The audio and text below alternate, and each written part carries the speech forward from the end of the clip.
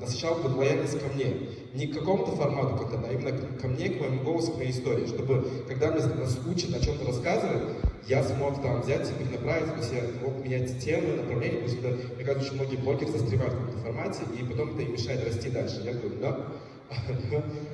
И вот мой первый социальный проект именно в ТикТоке, мы сделали это с Яком, это серия интервью с открытыми членами ЛГБТК плюс общества в Бишкеке, где мы вот в формате интервью с ними вот общались и так далее. И вот суммарно на 500 000 несколько роликов все-таки дошли. И вот, то есть такая моя гордость, что что-то такое получилось в итоге сделать. И, ну, хейта, конечно, много, но так все это, все дела, моя страница, что хочу, то и поручу. И дальше. Ага, следующий слайд. Вот такие комментарии. Это тоже самое спокойное прикол жизни, у меня только правая рука. Окей, дальше.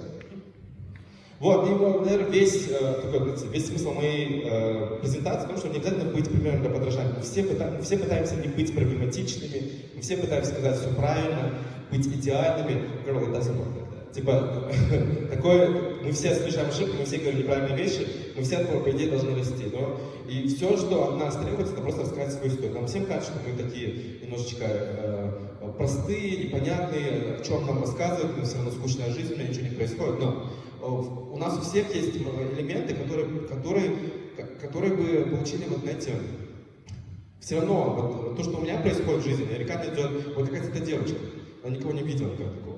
А возможно, кому-то хочется увидеть тоже какую-то девушку из села, которая, не знаю, там тоже росла, там ее, не знаю, заставили выйти замуж, чтобы она убежала. Это плюс элементы, которые нам кажется, что они такие простые, скучные и так далее, но у кого-то тоже происходит подобное в жизни, и им тоже хочется видеть таких людей.